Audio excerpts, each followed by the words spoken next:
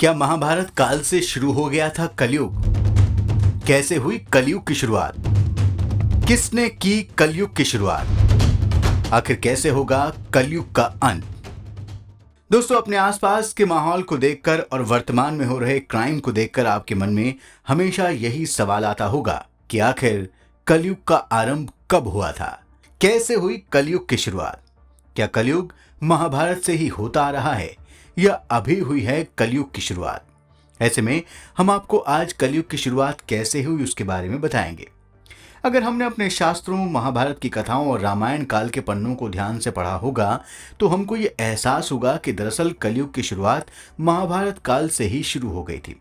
महाभारत काल में ऐसी कई गाथाएं हमको सुनने को मिलेंगी जिनका कलयुग से ताल्लुक बनता है। महाभारत की एक कथा के अनुसार कलयुग का आरंभ तब हुआ जब कुरुक्षेत्र के युद्ध में भगवान श्री कृष्ण सहित पांडव खुशी खुशी हस्तिनापुर लौटे। युद्ध में विजय की प्राप्ति के बाद भगवान श्री कृष्ण ने अर्जुन सहित सभी पांडवों को कलयुग के बारे में और युग परिवर्तन के बारे में भी बताया था।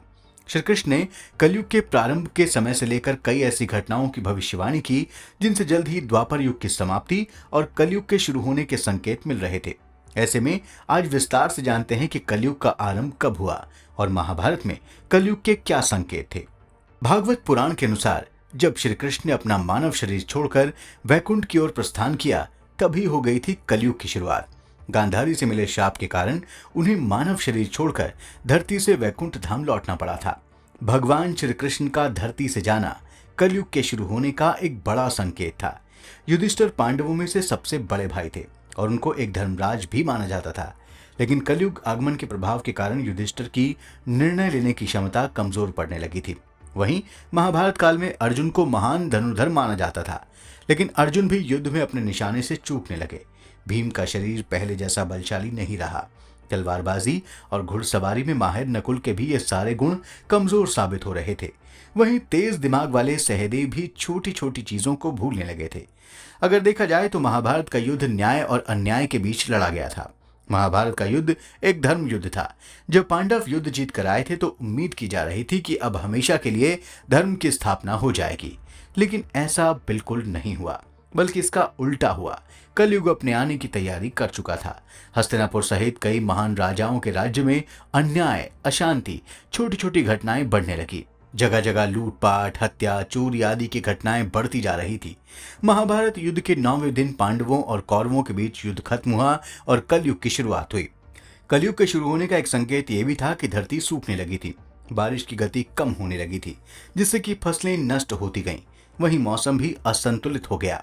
गर्मियों की अवधि बढ़ती जा रही थी और इसी तरह सर्दियां भी अपने समय से कहीं ज्यादा लंबी होने लगी। बारिश की स्थिति ऐसी थी कि कभी लंबे समय तक सूखा पड़ता था तो कभी बारिश के कारण बाढ़ जैसी स्थिति पैदा हो जाती। प्रकृति के असंतुलन से सभी लोग परेशान थे। जिस महाभारत काल में द्रौपदी का अपमान करने के लिए कौरवों को युद्ध का सामना करना पड़ा था, तो वहीं उसके बाद से ही स्त्रियों के अपमान की घटनाएं भी सामने आने लगी। उन्हें मनोरंजन का साधन समझा जाने लगा। इसके अलावा भी लोगों के बीच कई कुरीतियां फैलने लगी। लोग अपने घर के बड़े बुजुर्गों का अपमान करने लगे और समाज में दिव्य और सिद्ध लोगों का भी सम्मान घटने लगा।